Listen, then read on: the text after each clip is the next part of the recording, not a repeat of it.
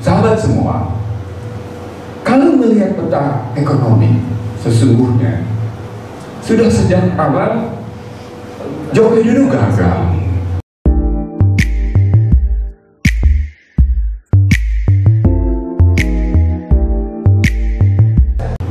Ingat nggak kampanye 2014 yang berteriak-teriak $1 sampai dengan 10.000 siapa?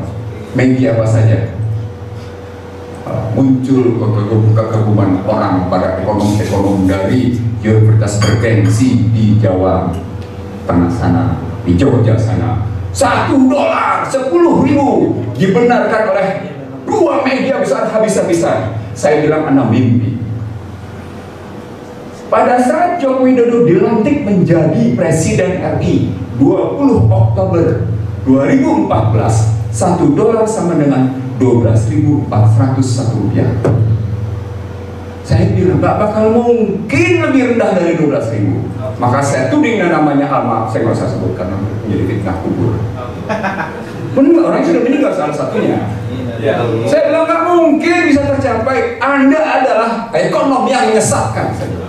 Dalam sebuah talk show live, ya. Dan saya buktikan tidak. Per hari ini sekarang dolar nilainya 14.875. Artinya dalam perspektif moneter, kita lihat perspektif moneter nilai tukar gagal. Karena kecenderungannya naik begini nilainya.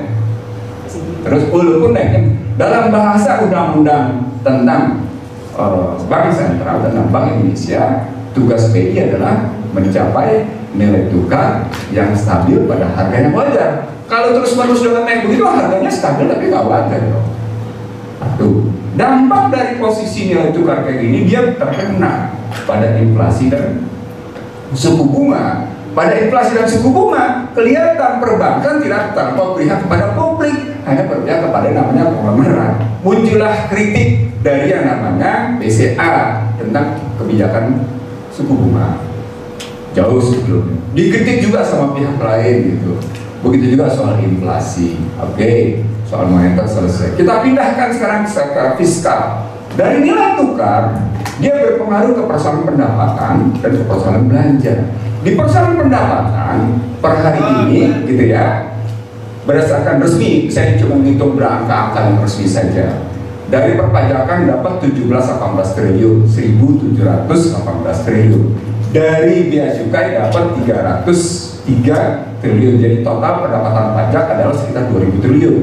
Ditambah dengan PNBP dan lain-lain naik dia, tetapi tetap dengan kekurangan sebesar 598 triliun atau dibutuhkan pembiayaan 598 triliun itu sama dengan defisit sebesar 2,84% terhadap PDB. Apa indikatornya? Indikatornya adalah belanja yang sementara ini dikuatkan itu tetap tidak menghasilkan perbaikan. Indikator pertama adalah Gini rasio yang tetap 3,84, 3,81, 3,82 sampai 3,84. Gini rasio menyatakan sebuah ketimpangan. Kalau dikembalikan pada sejak awal Joko Widodo berkuasa sampai dengan posisi hari ini, maka prestasi Joko Widodo menurunkan Gini rasio adalah 0,02 sampai dengan 0,03. Jadi bergeraknya cuma di situ, 0,2. Nggak jauh-jauh aja dia pakai posisi begitu. Dan itu kelihatan pada angka kemiskinan. Nah, begitu masuk angka kemiskinan bisa lagi. Karena mereka bilang kemiskinan sekarang 9,57%. Tetapi andai kata 1,9 dolarnya itu diikuti titah Bank Dunia yang menyatakan perlunya angka kenaikan itu menjadi 3,2 dolar, maka angka kemiskinan disebut orang sebagai 40%. Saya menghitung bukan 40%. Kalau pakai hitung-hitungan BPS gitu ya, dia bergerak antara 27 memang sampai 40. Logikanya begitu. Itu berarti berhubungan dengan pengangguran. Siapa yang nganggur? Yang nganggur sarjana. Apa poinnya berarti? Itu berarti belanja negara tidak efektif. Ketemu deh.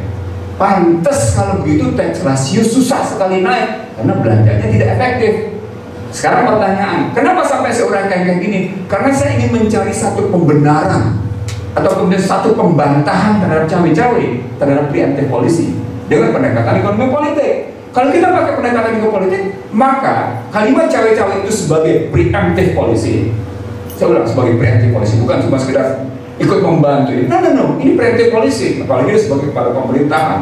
Maka bisa dibenarkan nggak? Secara hukum nggak bisa, secara ekonomi bisa nggak? Nggak bisa juga ya. Berarti apa yang disampaikan pada saat dia bilang bulan 6 nanti, bulan 10 gitu, nggak ada yang bohong semua. Logikanya sederhana. Lihat tax rasionya. Tax rasionya baru dalam konstruksi 2022 sebesar 10,38. Satu. Yang kedua, kemudian bisa kita lihat misalnya dalam konstruksi bagaimana belanja-belanja mereka akhirnya memperkaya orang kaya. Lihat, waktu kemarin krisis yang ada adalah industri PCR dan industri antigen yang untung. Bukan siapa-siapa. Nah, artinya logika cawe-cawe itu, logika terlibatan untuk yang namanya jujur dan adil dalam rangka tadi pakai istilah itu dalam rangka demi negara dan demi pembangunan, sesungguhnya nggak bisa didapat pembenaran. Jadi deminya itu kan argumentasinya, demi negara dan demi melanjutkan pembangunan, itu kan argumentasinya nggak terpenuhi gitu. Itu dari aspek itu. Sekarang kita lihat lebih lanjut, Bapak Ibu sekalian. Kalau kita melihat konstruksinya begitu, secara hukum politik begini, secara ekonomi seperti yang saya sebut sekarang, apa yang bisa kita dapat dari posisi sekarang?